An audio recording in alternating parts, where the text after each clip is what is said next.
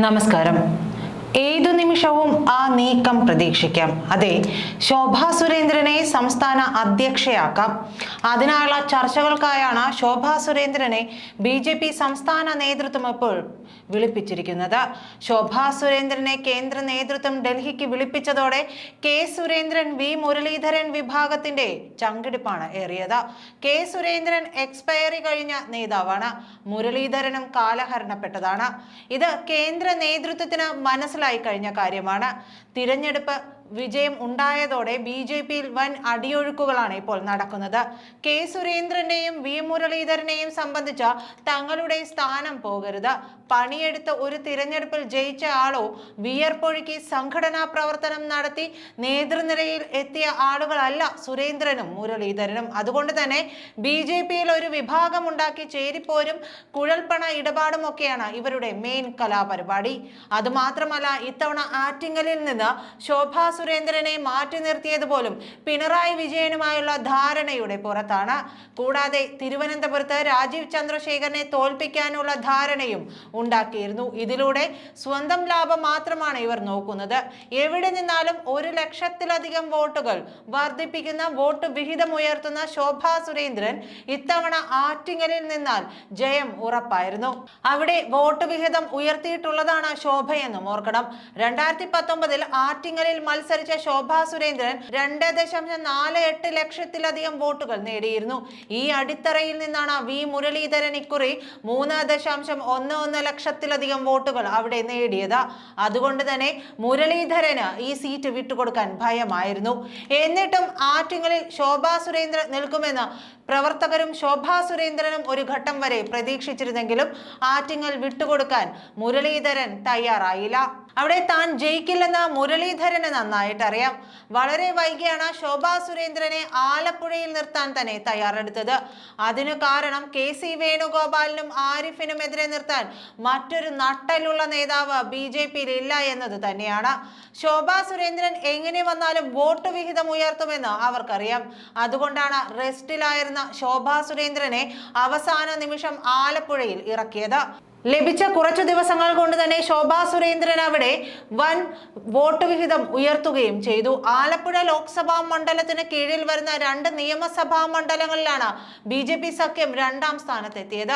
പല പ്രാദേശിക മേഖലയിലും അവർ ഒന്നാമതായിട്ടുണ്ട്. 5 വർഷം കൊണ്ട് 1.2 ലക്ഷത്തോളം വോട്ടിന്റെ വർധനയാണ് ആലപ്പുഴയിൽ ശോഭാ സുരേന്ദ്രൻ ഉണ്ടാക്കി കൊടുത്തിരിക്കുന്നത്.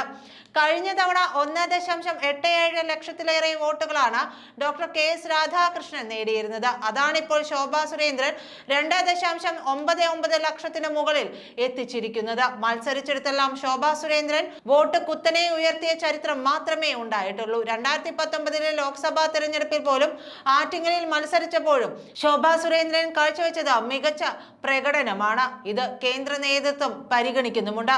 മഹാരാഷ്ട്രയിലും UPയിലും കേന്ദ്ര നേതൃത്വത്തിന്റെ നിർദ്ദേശപ്രകാരം ശോഭാ സുരേന്ദ്രൻ നടത്തിയ പ്രചാരണങ്ങളും വൻ ജനക്കൂട്ടത്തെ സ്വാധീനിക്കാൻ അവർക്ക് കഴിഞ്ഞിരുന്നു.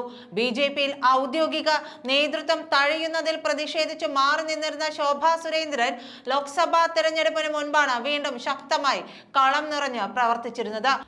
TG നന്ദകുമാർ ശോഭാ സുരേന്ദ്രനെതിരെ ഗുരുതര ആരോപണങ്ങൾ ഉന്നയിച്ചിട്ട് പോലും മിന്നുന്ന പ്രകടനമാണ് ആലപ്പുഴയിൽ കാഴ്ചവെച്ചത്. എല്ലാവരും വിചാരിച്ചു TG നന്ദകുമാർ എന്ന ദല്ലാളിന്റെ വീൺവാക്കുകളിൽ വീണ ശോഭയുടെ വോട്ട് പോകുമെന്ന്. പക്ഷേ അതെല്ലാം നിഷ്പ്രഭമാക്കിക്കൊണ്ടാണ് ശോഭാ സുരേന്ദ്രൻ മിന്നുന്ന വോട്ട് വിഹിതം സ്വായത്തമാക്കിയത്. ഇത് രാഷ്ട്രീയ നിരീക്ഷകരെ ഉൾപ്പെടെ അത്ഭുതപ്പെടുത്തുകയും ചെയ്തിട്ടുണ്ട്.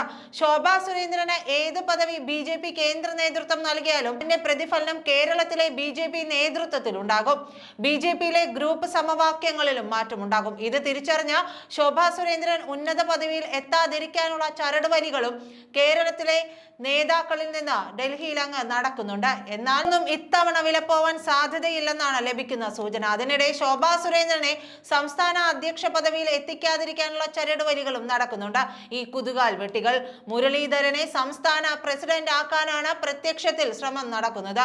കൂടാതെ കേരളത്തിൽ അക്കൗണ്ട് തുറന്ന സാഹചര്യത്തിൽ സംസ്ഥാന പ്രസിഡന്റ് സ്ഥാനത്തേക്ക് കെ സുരേന്ദ്രന് ഒരവസരം കൂടി നൽകണമെന്ന വാദവും ഇക്കൂട്ടർ വയ്ക്കുന്നുണ്ട്. എന്നാൽ ഈ വിജയത്തിൽ സംസ്ഥാന നേതൃത്വത്തിന് പങ്കില്ലെന്നും നേരത്തെ തന്നെ അനുയോജ്യരായ സ്ഥാനാർത്ഥികളെ പ്രഖ്യാപിച്ചിരുന്നെങ്കിൽ കൂടുതൽ വിജയം നേടാനാകുമായിരുന്നുവെന്നാണ് മറുപക്ഷത്തിന്റെ വാദം.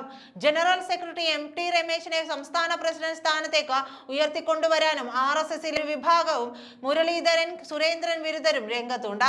കഴിഞ്ഞ തവണ ആറ്റിങ്ങലിലും ഇത്തവണ ആലപ്പുഴയിലും തിളക്കമാർന്ന നേട്ടമുണ്ടാക്കിയ ശോഭാ സുരേന്ദ്രനെ സംസ്ഥാന പ്രസിഡന്റ് ആക്കണമെന്ന വാദത്തിനും ശക്തി കൂടുകയാണ്. അതേസമയം തന്നെ സുരേന്ദ്രന്റെയും മുരളീധരന്റെയും കുതികാൽ വെട്ടിനെയെല്ലാം തള്ളിക്കളഞ്ഞു എന്നതാണ് ഇപ്പോൾ പുറത്തു വരുന്ന വാർത്ത. അതായത് കേന്ദ്ര നേതൃത്വം ആ വാദങ്ങളെയെല്ലാം തള്ളിക്കളഞ്ഞതായിട്ടാണ് പുറത്തു വരുന്ന ശ്രുതികൾ.